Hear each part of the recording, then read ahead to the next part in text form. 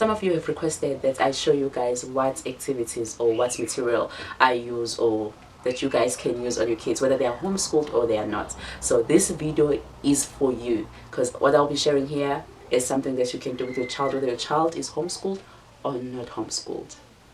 In today's video, I'll be showing you guys the activities that you can do with your grade 2 learner, which are aligned to their curriculum. Okay, please forgive the noise in the background. I have my kids. Yeah, so I have 5 kids in the house.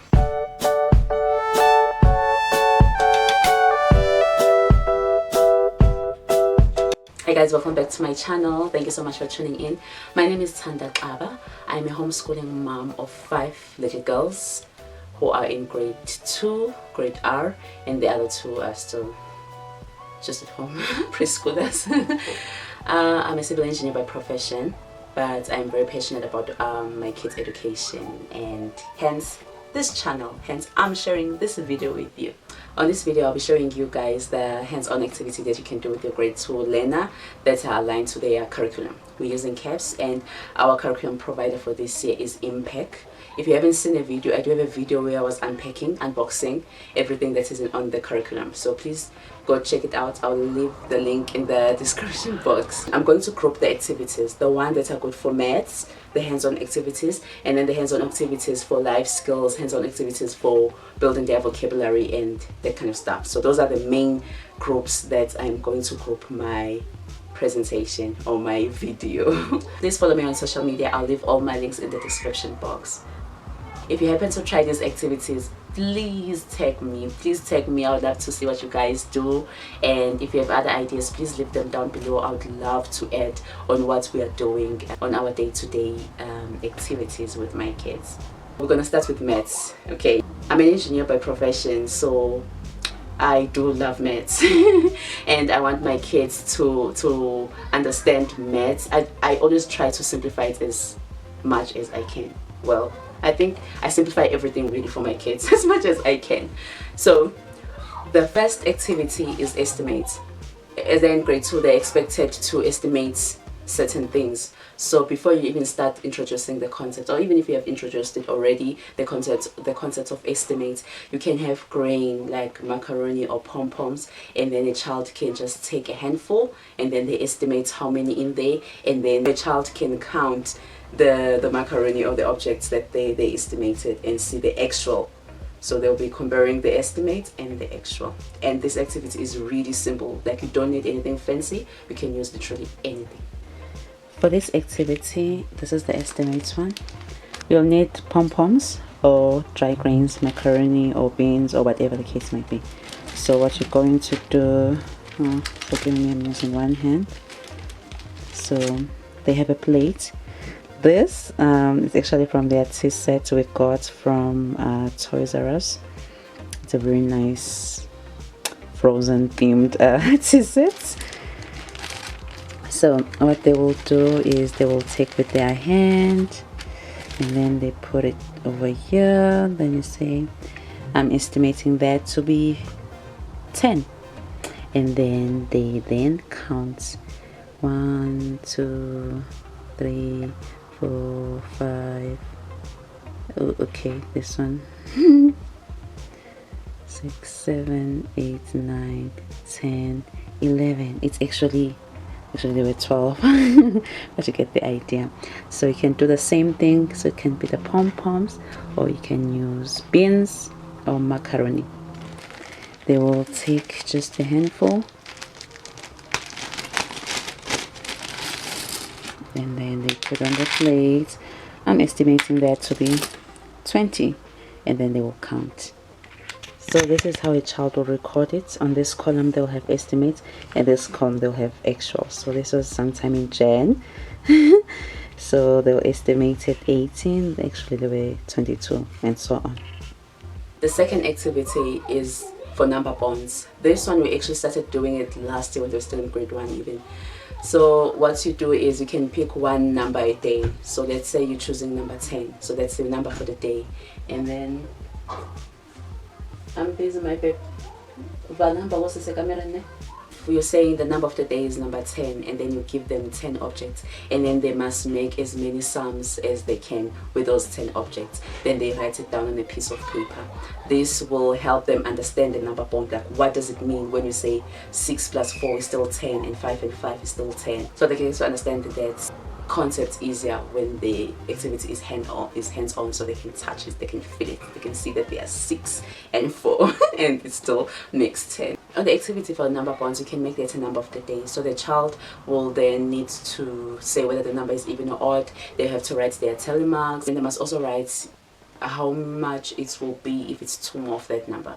So I'll show you guys an example. Okay, then we come to the number of the day. This is what I said.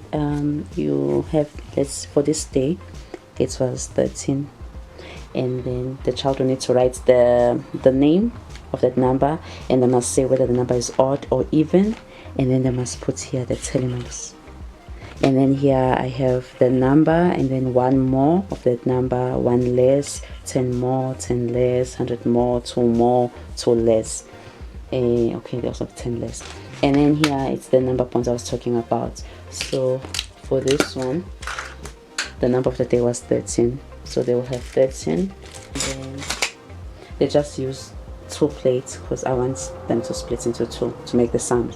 So you need 2 plates, and then they can just divide anyhow, and then they say this plus this is 13, or you can just do it anyhow. 4 plus, then they count how many here equals to 13, and encourage the child to do as many sums, to come up with as many sums as possible. This next activity is actually from our curriculum, from the IMPAQ curriculum. It's using elastic bands and toothpicks. So for this activity you will need 10 toothpicks, and then you tie them together, and then you have the loose ones up to 9, and the kids get to understand the number value, so they'll know on this bundle it's 10, and then the loose ones are just ones. Once the child understands that, you can later on take the tens, so take the 10 tens and put them together to make hundreds, and then they understand that the 100 is made out of 10 tens, but the tens are made out of 10 ones. So it makes it much easier for a child to understand the number value. The activity that I said was in my kids homeschool curriculum. I'll leave a link of everything that I'm showing you guys, even though it won't be the exact thing, but something similar that you can use.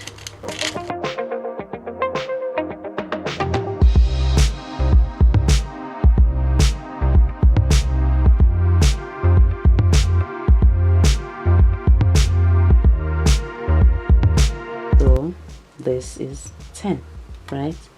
And then I'll have the other ones, they just loose like this, they represent the ones, and then just that represents the 10. For this activity, give a child numbers, like different numbers.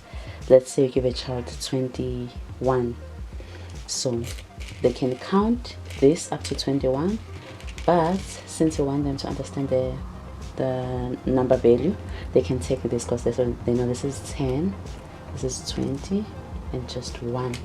So how many tens? There are 2 tens and just 1. And then you can have a table like this one where they record the tens and they record the ones. The next activity is halving. So for this activity you can have plates like real plates, or you can have one of their T-sets plates, and then you just have like macaroni or whatever the case might be, and then you say if you have 6 macaronis and you have, let's say, 2 learners that you want to give the macaroni, and then they can literally put on the plate, and then they see how many in each plate. So then they see that 6 divided by 2 is actually 3, so they get 3. And how many are they? There are 2 people that's got 3 from the 6. So halving actually goes hand in hand with its division and multiplication.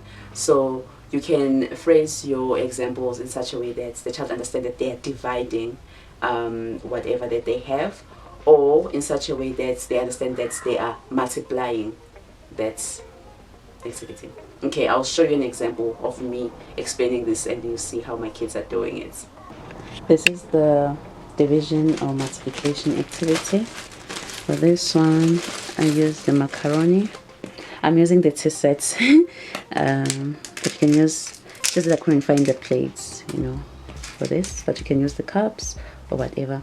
And then you say, maybe let's count.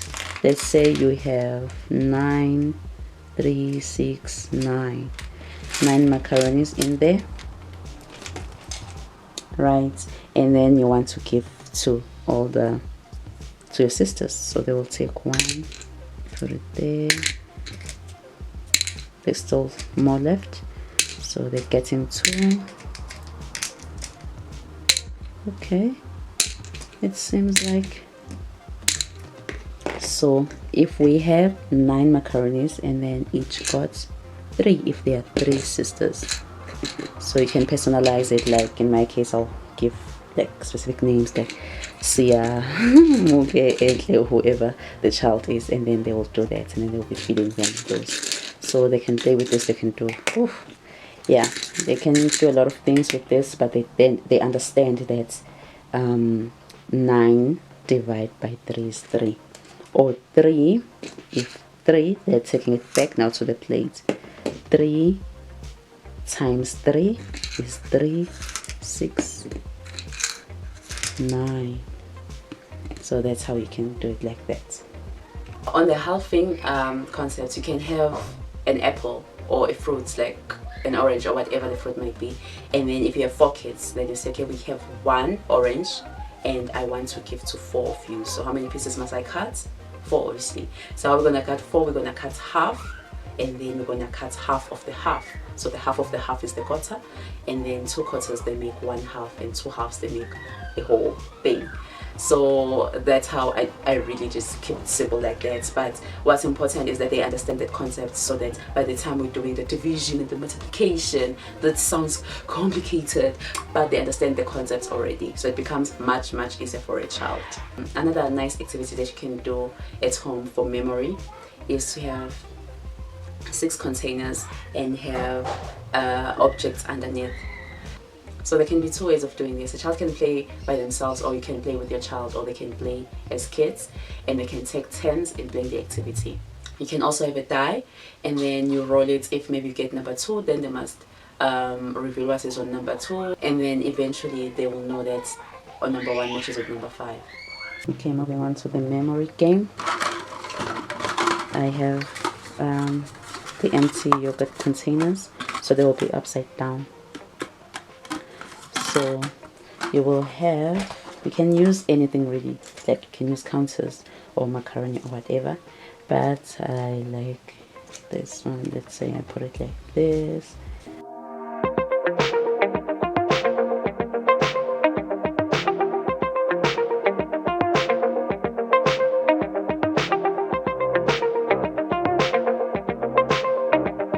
This video is not sponsored by Today, but hey, it will be nice though to get Today to sponsor us. Then we have lots of games, right guys? It's good for the kids.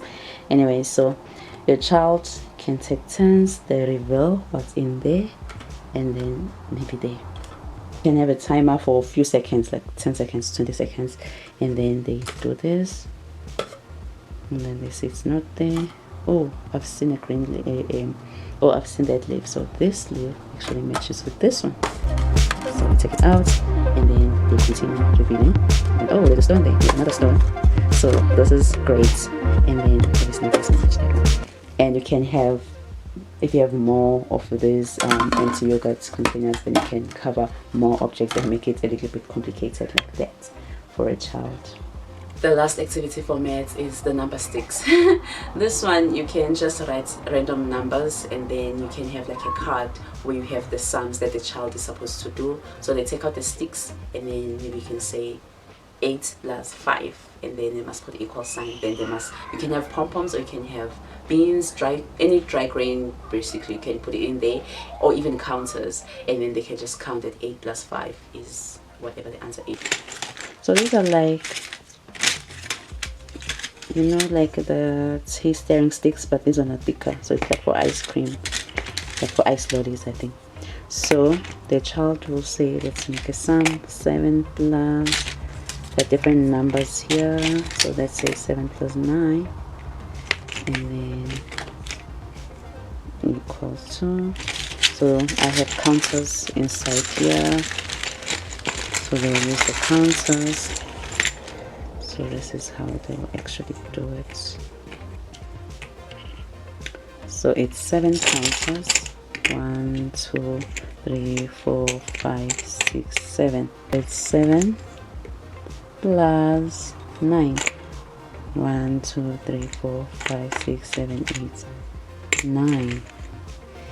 They'll add this together and say it's 9, 10, 11, 12, 13, 14, 15, 16. So this is equals to 16. Then they look for number 1. Found it. So that is equals to 16. So it's 7 plus 9 equals to 16. And they don't have to write anything, they can just use this. You can alternatively use the dry grains. I love the macaroni because I think I love how it feels, unlike the counters. So they can count 7 and 9, and then they count all together, and then they get the answer. You can use stones, you can use leaves, you can use anything really, just to make it interesting. Moving on to their vocabulary, it is important for grade 2 learners to be able to speak in full sentences, and this is something that we as parents who maybe are not aware of. Like our kids, we understand them so much that even if they just say one word, we know what they mean, right? From their toddlers, when they say mama, you know they're calling you. They're saying you know that they're asking for their breast milk, but they did not say, mommy, can I please have breast milk? Do you understand? And they just say, and we all understand what they mean. So I feel as parents, we understand our kids so much so that we're not even aware when they're not speaking in full sentences, because we understand them, we get what they mean. Right. But when it comes to grade 2, they are required to write in full sentences. Now, another category is the life skills category. This category is very open-ended. Like, you can literally think of a lot of things, but I'll just mention a few things that you can do. It's important that we raise responsible kids. I actually have a video where I was talking about kids and chores.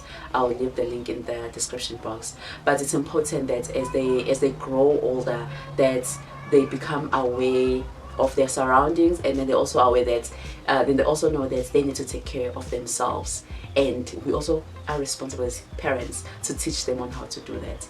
So there are lots of practical life examples you can think of.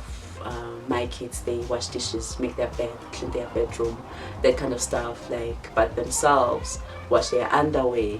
So you can think of practical examples, or maybe after they're done in school, they must clean up. It's practical, but it's real life.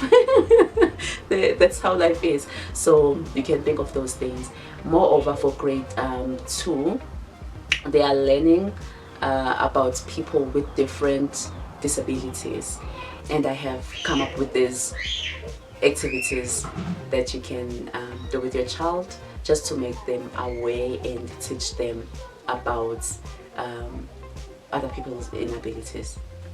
Practical example would be to tie your child's hands, maybe for like a minute or whatever time that you feel is alright for your child, and you make them aware of what things they can't do if maybe they didn't have hands.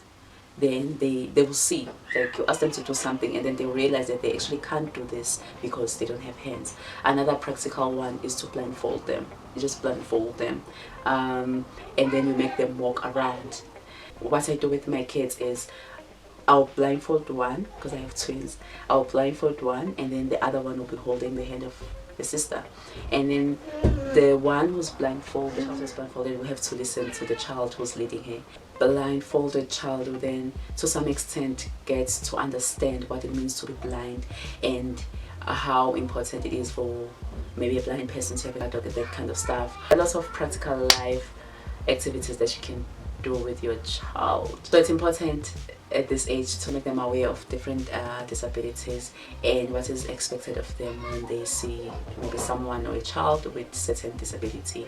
You know, things like not staring, that kind of stuff. And there are lots of other things that you can teach your kids by doing those activities. I can do a similar video for my grade R learner or for my 3-year-old if you guys are interested. So Comment down below what kind of videos you guys will be interested in, and then I'll see you guys on the next one. Bye.